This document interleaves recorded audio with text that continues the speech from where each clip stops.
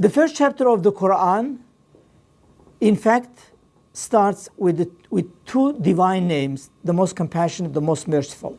So let me give you the translation of this first chapter of the Quran. In the name of God, the most compassionate, the most merciful. Praise be to God, Lord of the worlds, the most compassionate, the most merciful. Honor of the day of judgment. Thee alone we worship. Thee alone we ask for help. Show us the straight path, the path of those on whom you have bestowed your grace, not the path of those who received your wrath and those who have continued to go astray. The first chapter of the Quran is known as the Fatiha, which can be translated as the opening. This chapter has several other names, which has been used by Muslims and Muslim commentators specifically.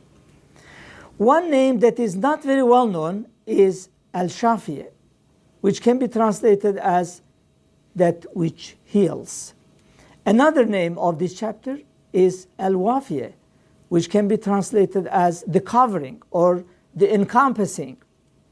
Another name of this chapter is known as Ummul Kitab, which means the mother of the book. In fact, it is very well known that this chapter of the Quran is like a seed which contains the entire Quran. So in my talk today, I will use the most commonly used name for this chapter, the name, the Fatiha. It has been said that the Fatiha contains the entire meaning of the Quran.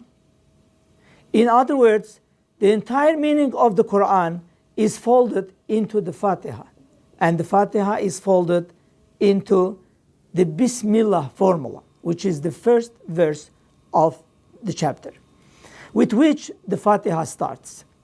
That is Bismillahirrahmanirrahim, or in the name of God, the most compassionate, the most merciful. This Bismillah is a divine formula that is mentioned almost in the beginning of every chapter of the Quran. It shows the mercy of God and the compassion of God. Because the Quran starts with Fatiha and Fatiha starts with this statement, the Prophet asks believers to start all their good actions with this formula. This includes such things as eating, drinking, driving, reading, etc. When one says this formula, when the person begins an action, it is believed that because the person remembers God and invokes God's names, this action specifically becomes blessed. This idea of remembering the divine name is found in the Quran extensively. One verse says, "Remember me, God," me with capital M, "remember me, I will remember you.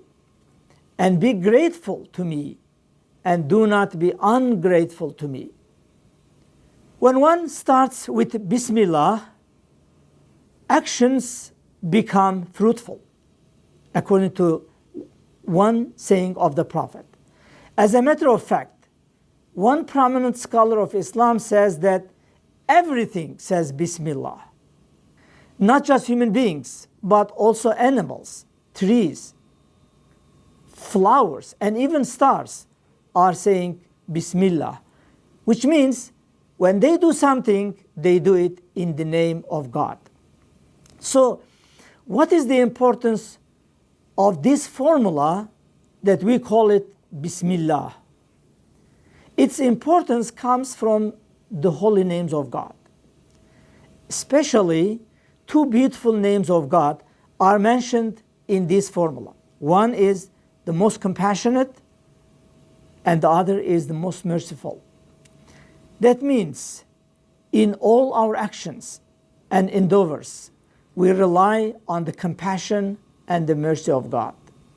Through the reflection of the divine mercy, human beings can make connection with the divine, attain the knowledge of the divine, and become closer to God, which is very important principle in the mystical tradition of Islam, to become closer to God, of course, spiritually and through your inner dimension.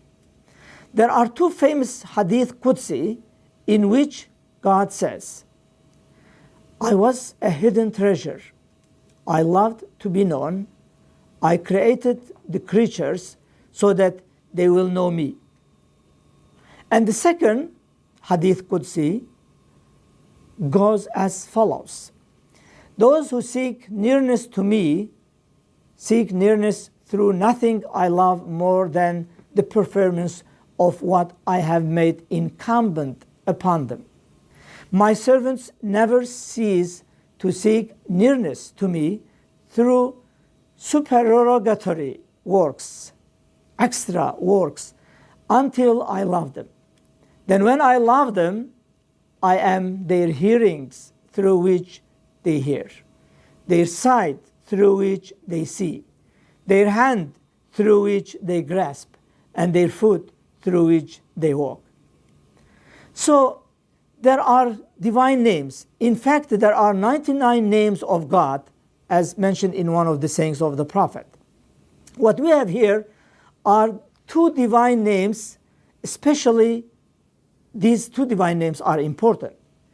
They are examples for believers that believers also should be compassionate and merciful toward others. That is, this formula is mentioned 114 times in the Qur'an, encourages Muslims to be reflections of these divine names. The Qur'an states that the Prophet is a mercy for all creation. So basically, the Prophet is the most important reflection of these two divine names. And Muslims are encouraged to imitate the Prophet. So therefore, they also have to be reflection of these divine names, to be compassionate, to be merciful. The verse that speaks of the Prophet as a mercy is mentioned in the Qur'an. The verse says, O Muhammad, we have not sent you but as a mercy for all creation. Now let's have a closer examination of this formula word by word. In this formula, we have the word Allah, because Bismillah means in the name of Allah. The word Allah is a proper name for God. In the United States, people who have no knowledge about Islam or are misinformed about Islam, and in fact not only in the United States, in general in English-speaking world, these people think that Allah is a different God.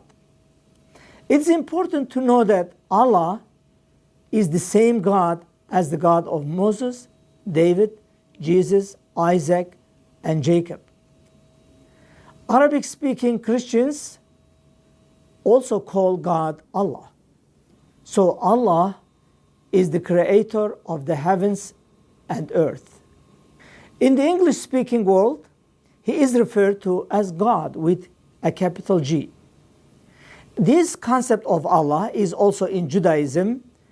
Judaism uses Yahweh or Elohim to speak of God. The word Allah is frequently repeated in the Quran. In fact, in the Islamic mysticism, it is one of the most repeated names of God, because a Quranic verse says, surely in the remembrance of God, hearts can rest. This is also found among early Christians. St. Augustine, for example, says a similar statement. You have made us for yourself, O Lord, and our heart is restless until it rests in you. So Allah is a kind of refuge for believers with this regard. And it is very well known in the mystical tradition of Islam. Allah is one. Allah does not need anything, and everything needs Allah, God.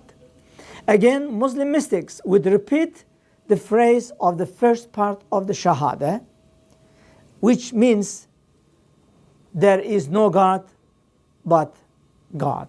There is no deity but God, Allah. Or in Arabic, La ilaha illallah. This is the first statement of the testimony of faith in Islam. In this, God is the refuge for all who are in need. The weakness of the human being is amended by God's power. As a child finds refuge in their mother's arms, human beings, whatever they need, find refuge in God's mercy. As the Qur'an says, whatever is in heavens and earth belongs to God. So believers are asked to pray and supplicate to Allah, to God, by reciting these divine names and make connection through these divine names with God. For example, when one repeats the divine name Al-Karim, or the Most Kind, one remembers with gratitude the bounties of God as a kindness from the divine.